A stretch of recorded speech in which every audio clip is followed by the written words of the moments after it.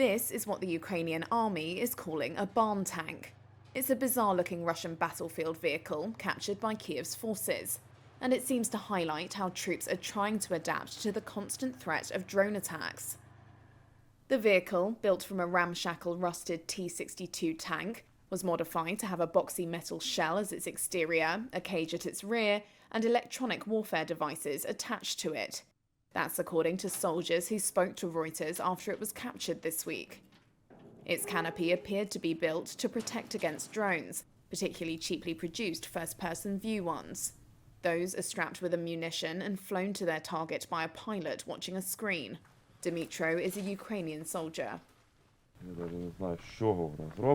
I don't even know what it is made of, but the tracks are protected. A shell that hit it bent it a bit. But this protection is helpful.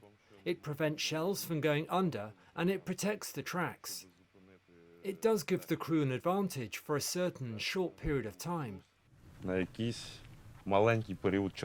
Soldiers say the barn tank's main purpose was shuttling around food, ammunition and troops.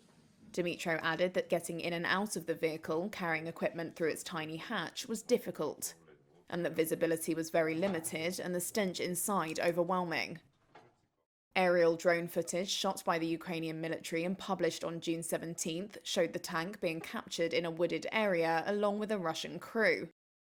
Kiev's forces then planted a Ukrainian flag on top of it. Nearly 28 months after Russia launched its full-scale invasion, the use of drones by both sides has become ubiquitous on the battlefield, making it harder for both sides to advance or operate safely.